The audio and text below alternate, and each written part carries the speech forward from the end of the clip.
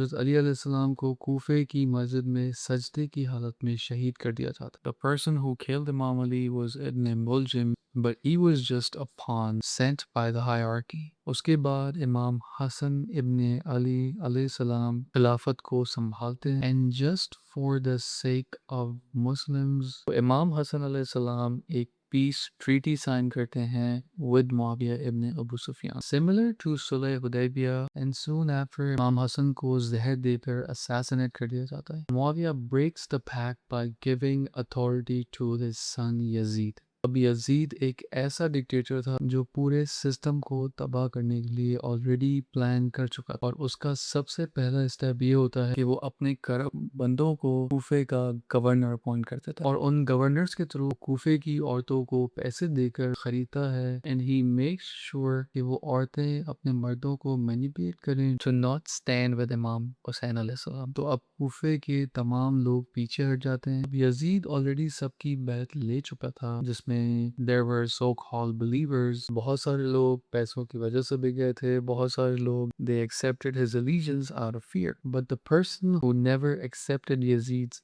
allegiance was Imam Hussein al-Islam and his true companion because they knew what kind of a man Yazid was. और यही बात Yazid को jealousy और hatred की तरफ ले गई कि ये शख्स मेरी बैत क्यों नहीं कर रहा। This shows how important Imam Hussein was. But Imam Hussein al-Islam को अपने नाना का दीन जिंदा रखना था और पाक रखना था, तो उनको पता था कि अगर मैंने यजीद को allegiance दी उसके सारे इलीगल कामों पे एक इलीगल स्टैंप लग जाएगा क्योंकि मक्का और मदीना में जो 90% लोग थे वो उनको ऑलरेडी यजीद खरीद चुका था। एंड जस्ट बिकॉज इमाम हुसैन अलैहिस्सलाम was not accepting his faith, he threatened to do bloodshed in the sacred area of खाने काबा और सिर्फ इस वजह से कि एक पाक जगह पे bloodshed ना हो, खून रेजी ना हो, इमाम हुसैन अलैहिस्सलाम ने हज रोका and he had to leave Makkah to migrate Kufa. Now Imam Hussein al-Islam with only his 72 companions was traveling to Kufa, but on his way in Karbala he was surrounded by the Yazid soldiers. And the sad harsh reality is when Imam al-Islam asked